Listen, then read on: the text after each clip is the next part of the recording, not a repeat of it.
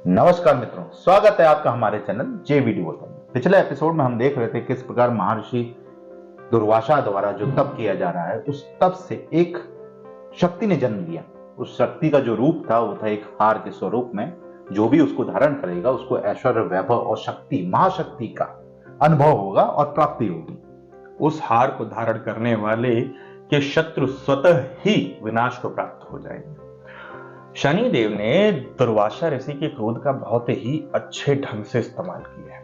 दुर्वासा ऋषि को इस प्रकार से उत्साहित किया है कि आपका ये माला क्या कार्य करेगी वगैरह वगैरह, दुनिया भर की चीजें उनके समक्ष प्रस्तुत की और कहा कि इसको सर्वप्रथम आप स्वयं पे धारण करके देखें।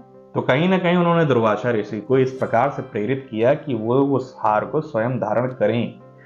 क्या ऐसा होगा? क्योंकि अभी राहु की नजर है उन पे और शनि देव की उसी हार पे नजर है। और उन्होंने दुर्वासा ऋषि को ये कहा कि आप क्या वचन दे सकते हैं कि ये विनाश के लिए कार्य नहीं करेगा? तो काफी ऐसी चीजें हैं। वो हार श्रीहीनता तक कैसे पहुंचता है, क्या होगा आगे सूर्यलोक में, ये सब जानने के लिए हमें चलना पड़ेगा एपिसोड। तो बिना विलंब शुरू करते हैं एपिसोड 108 पार्ट 1।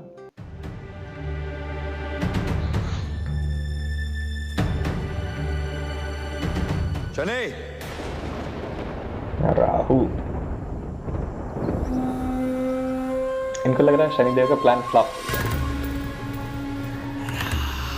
हमको ये लग रहा था कि वो हार लेने ही आए।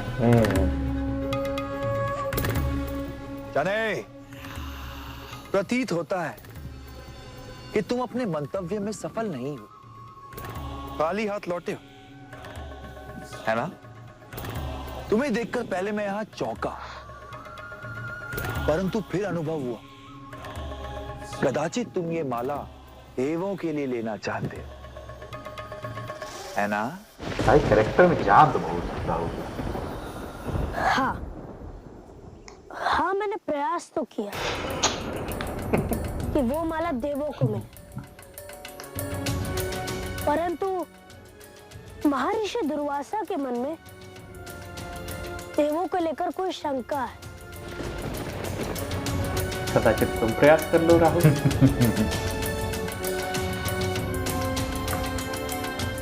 उन्होंने स्वीकार नहीं किया, परंतु तुम्हें ये बताकर क्या लाभ, जब महर्षि दुर्वासा ने वो माला देवों को नहीं दी तो असुरों को भी नहीं देंगे। चलो काको, हमारा कार्य यहीं समाप्त हुआ। हाँ शनि, खेला खेल गए। तुमने मेरा कार्य और सरल कर दिया शनि। तुमने देवों के लिए दुर्वासा के मन में क्रोध उत्पन्न कर दिया, और अब जब वो अपनी शक्ति देवों को नहीं देना चाहते तो मैं उसे लूंगा देवों के विरुद्ध उपयोग के लिए।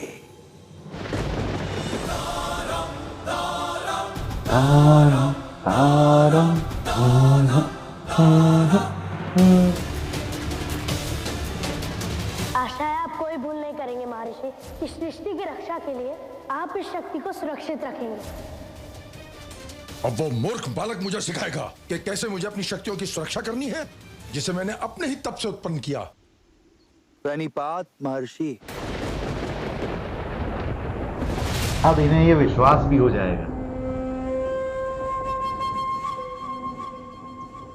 प्रतीत होता है कि आज बिना अनुमति के आने वालों की संख्या बहुत अधिक है। कौन हो तुम? मैं स्वर भानु। अच्छा, मेरे मित्र मुझे राहु कहकर बुलाते हैं। तो मुझे क्या अपना मित्र समझा है?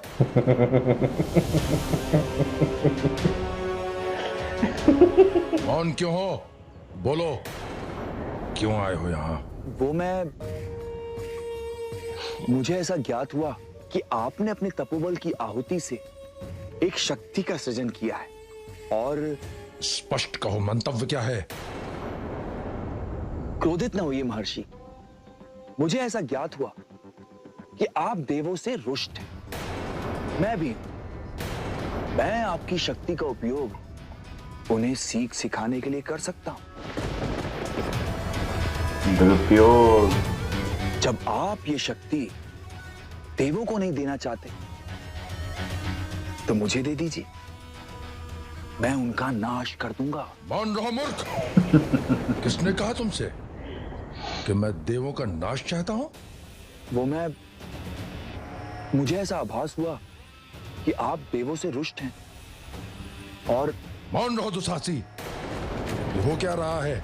हर कोई मुझे यहाँ आके बताना चाहता है कि मैं अपनी शक्ति का क्या करूंगा। मैं चले जाओ मेरे आश्रम से, अन्यथा मेरे क्रोध की अग्नि तुझे भस्म करके रख देगी। जाओ। ये स्वयं नहीं धारण कर रहे, पहली फुर्सत में निकल।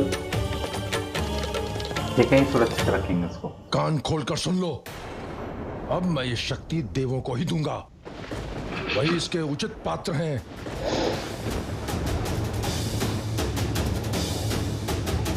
जैसी आपकी इच्छा महर्षि, जैसी आपकी इच्छा। जाओ। काम हो गया। मुझे लगा था ऋषि दुर्वासा को वो स्वयं धारण करवाएंगे, लेकिन काम हो गया। उनका निर्णय उन्होंने बदल भी दिया और बता भी दिया कि यही आपके लिए सही निर्णय है।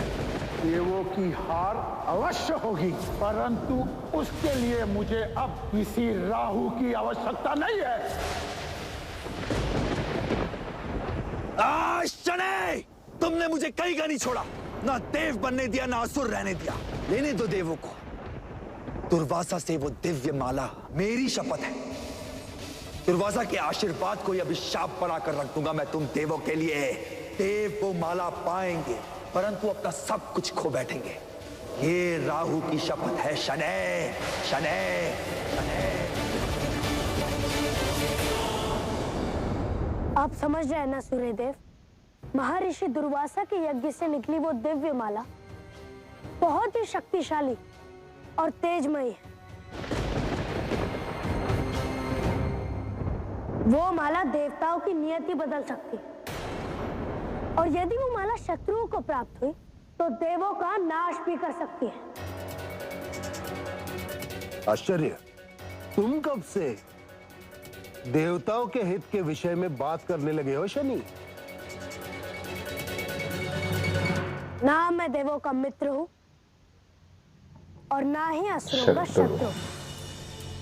मैं केवल अपना कर्तव्य पूर्ण कर रहा हूं, जिनमें से एक है सृष्टि में शक्ति का संतुलन बनाए रखो।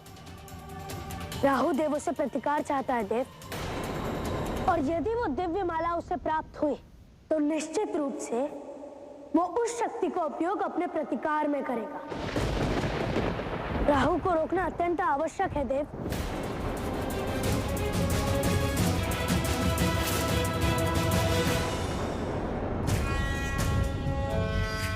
देवराज इंद्र के आ गए हैं। बस वही ऑप्शन क्या है। मेरी समस्याओं का कभी अंत नहीं होगा?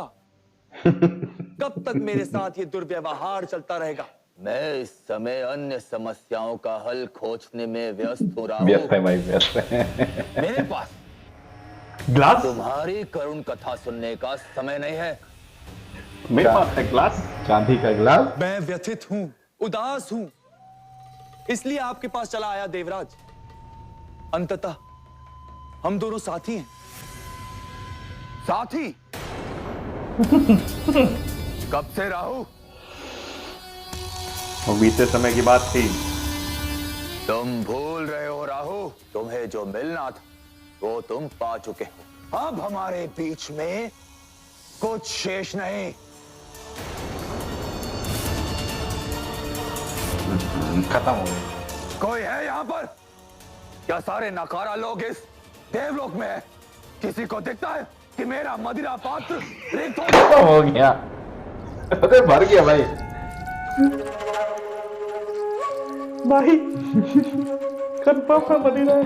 हम लोग तो आज तक संशय में थे। मैं आज भी नकारा नहीं देवराज। हम दोनों के बीच में अब भी कुछ शेष है। शनि,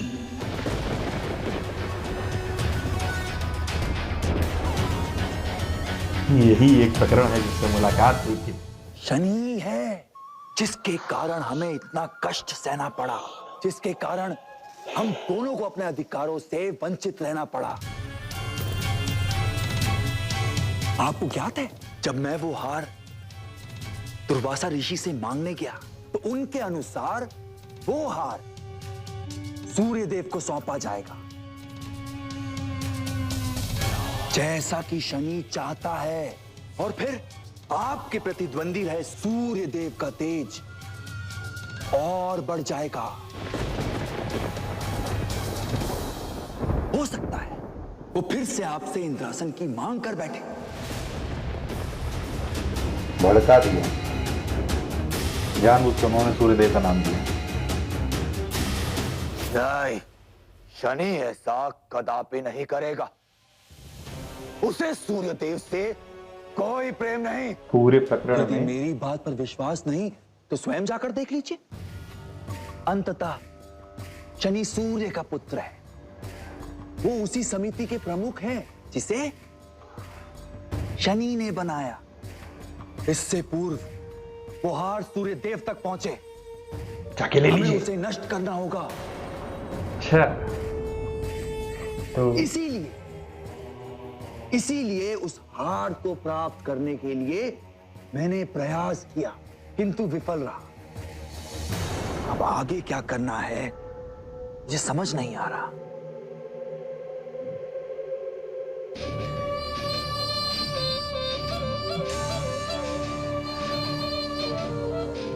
परंतु मैं जानता हूं कि क्या करना है।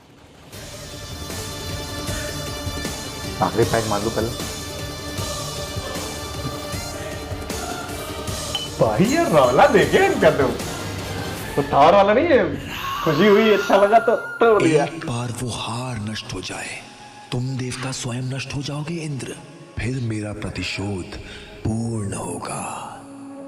जिस प्रकार से दुर्वासा ऋषि के समक्ष एक एक करके लोग प्रस्तुत हो रहे थे और उस हार के बारे में बता रहे थे, कहीं ना कहीं ऋषि दुर्वासा इस चीज के लिए अब पूरे तरीके से कॉन्फिडेंट हो गए कि वो हार अब देवों को ही मिलना चाहिए।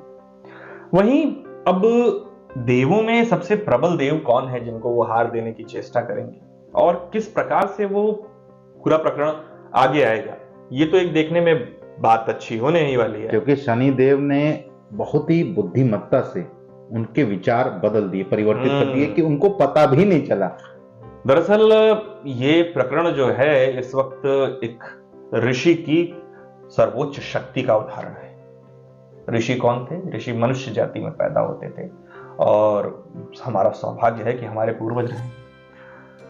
इनके पास ज्ञान के कारण इतना तपोबल रहता था कि ये स्वयं जो चाहे जैसा चाहे कर सकते थे। सृष्टि का यूं कह लें कि आधा कार्यभार इन्होंने अपने कंधों पर। लेकिन ये भी कहने वाली बात है कि कहीं ना कहीं कभी भी किसी शक्ति का जन्म होता है तो कहीं ना कहीं उसके प्रति जो लोगों की मंशा बन जाती है कि इसको मैं धारण कर लूंगा, मैं इसको छीन लूंगा तो मैं विनाश कर दूंगा, तो विनाशकारी शक्ति हो जाती है। कभी ऐसा हुआ है आपके पास कि कोई अचानक से पैसा मिलने वाला हो, अचानक से 50-60 हजार रुपए, 1 लाख रुपए मिलने वाले हो, कोई काम नहीं रहता लेकिन फिर भी कुछ ऐसे काम आ जाते अपने आप कि उन पैसों का कहीं ना कहीं रास्ता वो भी बिना मेहनत के जब निकल जाता है। तो क्या होगा, ये माला किस रास्ते पे लेके जाएगी सबको, ये तो वक्त ही बताएगा। राहुल ने कितनी चालाकी से इंद्रदेव को भड़का दिया कि वो सूर्यदेव को मिल जाए उससे पहले ले लीजिए, नहीं तो वो आके आप ही का विनाश करके सिंहासन ले लेंगे। तो क्या ये माला सही में सूर्यदेव को मिलने वाली है, ये सब जानने के लिए हमें चलना पड़ेगा आगे के एपिसोडों में। फिलहाल करते हैं इस एपिसोड को यहीं समाप्त, मिलते हैं शीघ्र ही नए के साथ। तब तक के लिए राधे राधे।